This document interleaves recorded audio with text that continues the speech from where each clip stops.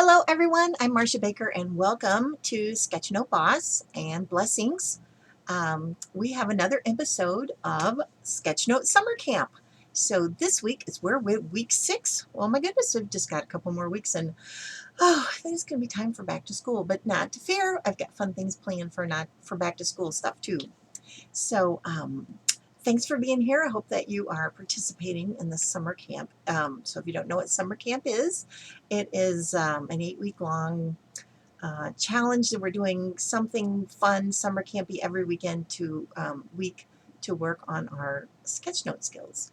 So this week we are going on a picnic and sketchnoting our favorite summer recipe. So the first page on page 20, if you don't have the sketchnote challenge, you can go to www.blessinks.com.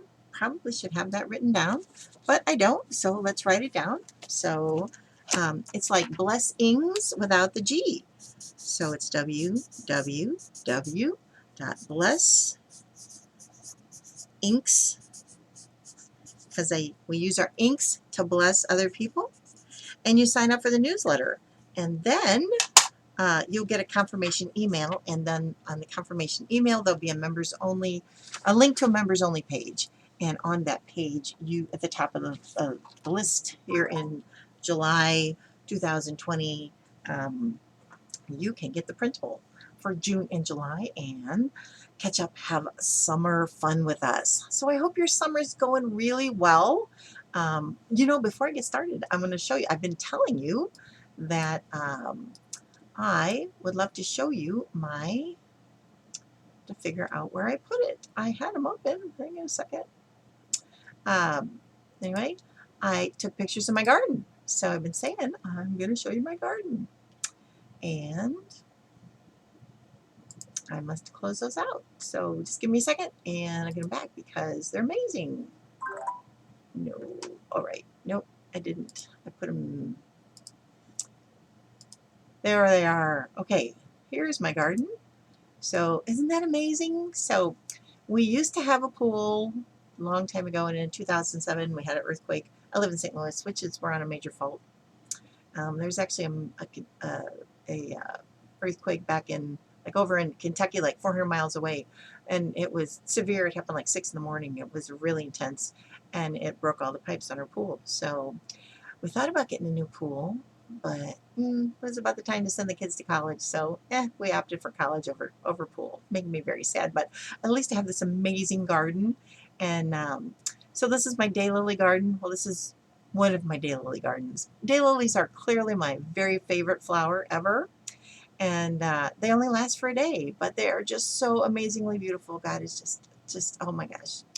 He just blesses us with all his beauty that he puts in nature. So anyway, so there's my daylily garden, and then you can kind of see we've got a little pathway going over here, which I think you can see over here. So there's my pots. I've got a ton of pots. So I just kind of went crazy with caladiums this year. Those are those big red and green and sometimes white spotted leaves. They're tropical. And I forgot to dig all mine up last year. I don't know what I was thinking, but then I woke up and went, oh my gosh, it's October and my caladium bulbs are deader than a doornail. So I just start over this year. So I got 2 big variety packs and I got a lot of caladiums. But anyway, and then I got some elephant leaves. So there's our little fireplace, which is not finished yet. We just cannot decide what kind of finish we want on it. But there's a nice little sitting area there. And then I've got a little terrace in the back with a little table. So it is just my sanctuary and just a lovely, lovely place to be, and I enjoy being out in the garden. I just feeling very blessed that the Lord is just, that I get to be here and I get to enjoy His Word back there, and it's just, anyway, it is a place of joy for me. So I hope you have a place of joy with sketch note about it. So I will maybe have to sketch note about my garden. So anyway, I know I've been talking about my garden, so I thought maybe I would just share it. So all right, but let's get back to our challenge because I want to keep this video very quick so you can get outside and play. So the first thing I'm having you do is just practice kitchen icons. So just a refrigerator and a stove, appliances, and then you utensils, and then staples, just whatever makes sense. And again, like in this area down here, I practiced the things that I needed to draw from my recipes. So I'll get to that in a minute. But I just wanted to talk about recipes, how to choose a good recipe, because I've got some examples here I want to show you. Let me get those back up here on the screen. You want to choose a recipe that has fairly limited ingredients or very short. In fact, let me just throw this back up there. Here we go. All right. So we have P.F. Chang's lettuce wraps and Olive Garden pasta visually.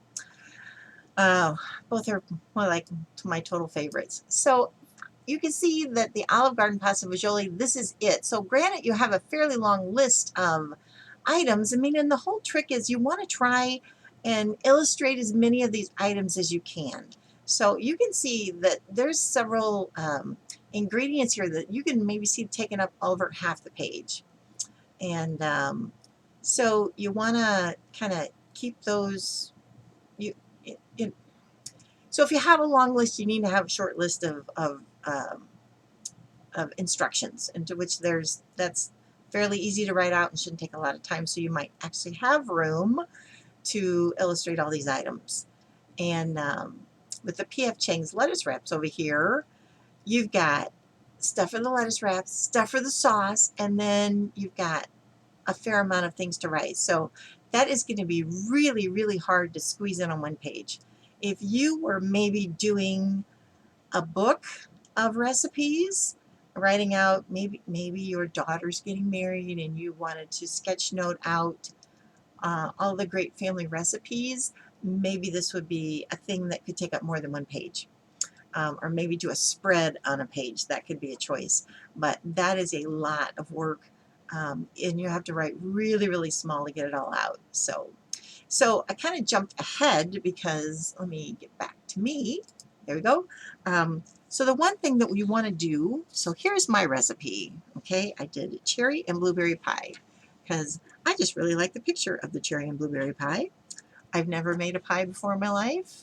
Okay, maybe a chocolate pie, that's it. But like fruit pies, I don't really like cooked fruit, so I don't really, my family tells me to make a mean apple crisp, but I just kind of liked the way that the blue and the purple all kind of faded together there, so I thought that was kind of fun. So let's tackle how to do a recipe. So in your book, you've got it landscaped, but maybe it might make more sense to do a horizontal recipe, depending on what you got going on. You can probably get more on a horizontal recipe. So you can see that I left room for the title, and definitely I'm working in pencil first. I'm writing this out in pencil, so you know how much room I need. And then a pie was simple because it was just a circle, but I drew a big circle with a pencil, so I know I needed that much room for my final product, because you always want to draw a picture of the final recipe all put together. You want to draw the ingredients, but you always want to picture the final thing. So that maybe lends itself to, like, if you're doing like a casserole, it might be really hard to distinguish, especially if it's got melted cheese on top or something. That it might be hard to actually sketch note that. So be wary. And again, that's why we did our practice sheet here. Maybe you want to try the final product over here and see what it looks like. And if it's like, oh, it just looks like a square with stuff in it, that could be a thing. Of course, I have other recipes, which I didn't think to bring with me. Like, I've done granola, which is, which I guess I will do another recipe post and bring more recipes together. But you just sort of need to experiment and be comfortable with what you're going on. So I have a title. I boxed that in, and then I drew a circle over here I knew that was going to be my space. And so then I drew a line for ingredients, and I kind of counted down, and then left room for the directions. And you can kind of see I kind of had to go, say 1, 2, 3, 4 over here. And then I thought I just would kind of squeeze in the prep time, bake time, number of servings over here, and then I just kind of drew a little flower. And maybe I probably should have done something more with the blueberries and the cherries here instead of putting a flower there. That might have been a little more consistent, or maybe I could have done a, now that I look at it, maybe I could have done a, like a vine, like a cherry vine with some blueberry dots, and maybe kind of do a little border in there. So, but so planning is really, really important. It's really important that you plan your title, plan your finished picture, and then leave room for ingredients, and make sure that you can illustrate as many as possible. I mean, maybe when it gets down to the spices, you don't have to draw every single spice if you have a ton of spices in your recipe. So, but just try and draw as many as you can, and then leave room directions, and then draw your appliances that you're going to use, the stove, and any kitchen tools like the rolling pin and the serving or the mixing bowl. Just draw as many as you can, and it brings more interest. One thing that I don't have on this recipe, but you might have something interesting that you want to add to the recipe, and I'm going to just do it in pencil here, but like here's a good space right here, or even maybe right here.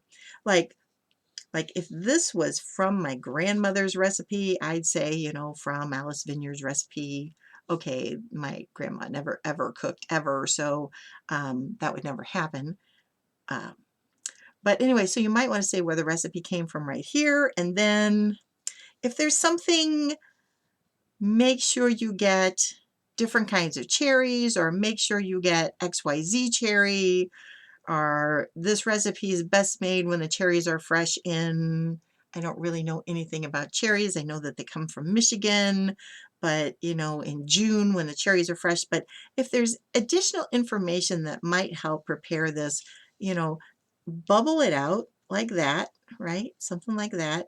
And then, well, obviously you always want to write your thing and then write the bubble around it, because inevitably everything you have to write won't fit in there. So, but you want to write out and then bubble it out. And that just sort of tells the reader that there's some additional information. You could put your nutrition information in this way. I mean, you can do a ton of things. There are, again, there's no rules to sketchnoting. It's just a visual way to present our information. And I just think that this would be such a cherished gift. Um, if you were going bridal shower, if you sketch note out a recipe, that would be maybe cherished. Um, if you sketch noted out somebody's recipe, like for example, a lady brought fried, no, it was just a green tomato cake. So I've got that recipe, and I thought it'd be so interesting to um, sketch note for her. So maybe for her birthday, I'm not sure, but anyway, so that's on my list of I enjoy sketchnoting recipes, and just blessing other people with them. So this is just a great way to just reach out. If you are going to a women's meeting and bring in a recipe, and everybody's supposed to bring something, so what if you, and you know, made 20 copies of this and brought it along, and doesn't have to, probably, I mean, you could probably just put it on regular paper instead of cardstock. Um, but that might just be a way to bless everybody. Just like, wow, walking away with this. I mean, that would be something I would definitely cherish and put in my recipe book to look at later, and maybe even make, so that kind of thing. So you can do a lot with recipes. So the big key is plan it out. Use your pencil, plan it out. You know, nothing wrong with drawing a line there and then writing out your title and then going back over it with permanent marker. I actually did all this in my watercolors. So I know I've shown you this before. Don't dump the water. Let's see. There we go. Um, so this is the Master's Touch watercolor set I got at Hobby Lobby. So it's like a medium grade. I know I can definitely tell that I kind of doodle with some professional artists, and they've got professional watercolors, and their colors are a lot more vibrant than mine, but these are a ton better than the Crayola or the Pring. You know, just the $3 set that you're going to get. So this was like normally $40, but I got it on half price for 20. So very serviceable, and I think my colors are nice enough here. So I think they're nice and bright and vibrant. So anyway, I just, and you can kind of see I did not tape my paper down. I don't know why I didn't do that, but I didn't tape my paper down, so you can kind of see it buckled a little bit, but hopefully when I get them all bound, it'll kind of, smooth back out. But anyway, so I hope this was helpful in doing a recipe. I can't wait. I noticed several of you have already posted your kitchen doodles, so I'm so excited to see you guys participating. That just blesses my heart. But I would totally love to see your recipes, and yeah. So maybe I'll try some. But yeah, do a recipe, and if there's a story, like you're doing this because it's your aunt so-and-so's famous recipe and you're bringing it to the family reunion, or you decided to make copies and bless the women's group with it, I would love to hear how you're using your recipes to bless others, because remember, we're here to use these tools to glorify God, to help us learn his word better through doodling and sketchnoting, and then turn around to bless others. So how can we use this as an outreach tool to bless somebody, um, with maybe a recipe they made, or just giving somebody a recipe? I mean, there's just all kinds of blessings and conversation starters here. And so I would just love to hear what's going on with you guys. So, all right, that's it for today. Hopefully not a crazy long video. Thanks for joining, and I will see you next week. And these 5 seconds, I think we're doing the tree house. No, no, no, no. We're going to the beach next week. Yes, we are going to the beach and the tree house after that.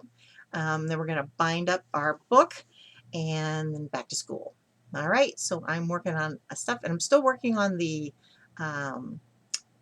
like the challenge for the new kids, something a little more streamlined, so stay tuned for that, and let me know what questions you have. I welcome your questions. It helps me refine what I'm doing, and and then I can help you answer some of your questions so you can be a more effective sketchnoter. So thanks for joining. If you haven't subscribed to my YouTube channel, I would love it if you would subscribe, and I would be even more blessed if you would share this with a friend. So I will see you soon. Love you guys.